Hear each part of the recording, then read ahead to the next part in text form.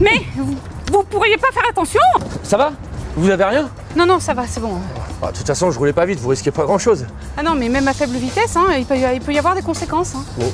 Bah, je peux vous en parler, hein. Moi je fais de la simulation numérique et notamment des crash auto. Ah bah attendez, mais ça m'intéresse, j'anime un blog Immersion, vous connaissez pas? Attendez, ça va intéresser mes internautes. Vous voulez voir mon Oui, oui, oui, je vous suis. Eh ben écoutez, je vous attends. Je m'équipe, j'arrive.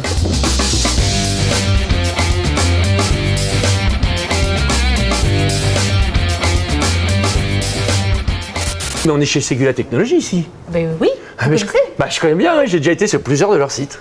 Eh ben écoutez, moi je peux vous parler de mon métier alors. Je peux vous faire découvrir la simulation numérique, le calcul de structure et notamment le choc piéton. Et pas rancunière.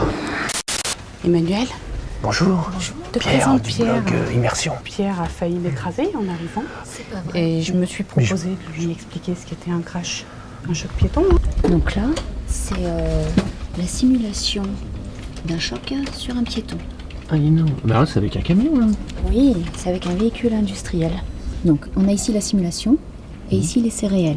Mais c'est très proche l'image l'une de l'autre, Oui, on dirait que oui, c'est... ça a été des mois de travail pour arriver à ça. Ah, on a l'impression que votre image virtuelle est tirée de l'image réelle, non? Pas du tout, c'est l'inverse. On a d'abord fait les calculs pour ensuite valider avec les essais. On réduit le nombre de prototypes, on prévoit le comportement des structures et quand on arrive à un résultat satisfaisant, on va pouvoir lancer des essais.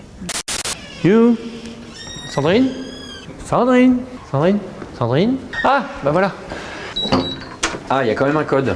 Vous voyez les fameux serveurs de calcul qui nous permettent de réaliser ces simulations numériques, donc des calculs de crash. Puis pour pouvoir faire justement des simulations, à la base, on part d'une CAO. Oui. Chez Ségula, aujourd'hui, on est centre de formation et on a un formateur. Bah tiens d'ailleurs, juste là-bas, là. Ah bah, on peut jeter un œil. Ah bah oui, on peut jeter un œil. Ça grince, ça grince. Donc voilà. D'accord. Donc ça, c'est la salle de Bonjour. formation, donc sur les outils de CAO dis et donc. tous les métiers, on va dire, de la mécanique. Pierre, on y va. Oui, c'est moi. Ah, vous revenez pas? Ah bah oui, non, mais je repasse, je fais quelque chose. Les formateurs, ça me fascine. Bon. Comment je fais pour accrocher? Je sais pas faire. Voilà. On est ingénieur, mais ne sait pas éteindre un téléphone.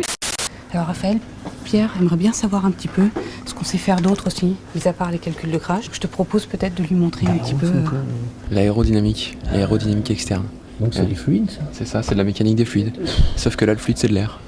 Ah oui, Voilà. donc là c'est un camion. Donc là, c'est une maquette qu'on utilise. Voilà.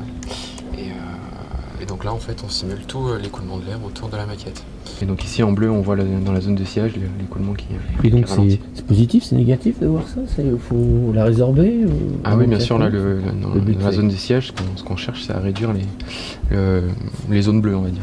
On fait aussi des couplages de structures, des calculs en fatigue. Par exemple, dans le monde du naval, le mouvement des vagues sur une coque de navire, c'est un phénomène cyclique, c'est un phénomène de fatigue. Puis dans le domaine de l'auto aussi, bien sûr. Hein, par exemple, une porte qui va s'ouvrir une fois, 2 fois, 100 fois. Donc là, on a un robot qui va simuler justement un effet de claquage de porte. Et donc ce mouvement est répété un certain nombre de fois, un certain nombre de cycles qui sera défini par rapport à la durée de vie en fait, du produit qu'on souhaite tester. Et donc ces essais sont faits justement dans nos ateliers. Chez vous? Donc aujourd'hui, nous avons des moyens d'essai qui nous permettent de faire des essais physiques et ensuite de les corréler avec de la simulation.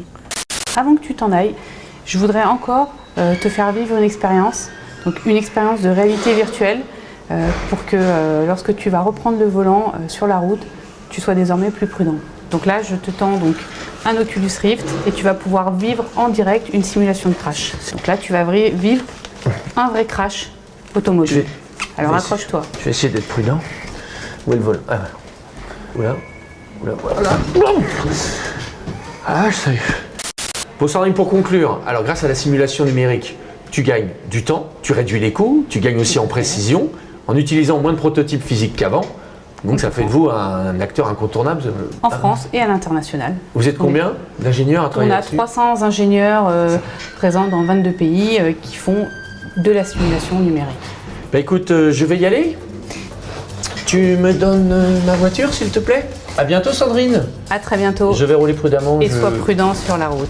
Je t'assure, je vais rouler prudemment. Ah, bientôt, c'est parti. Pierre. Hop, on balance les bananes. 2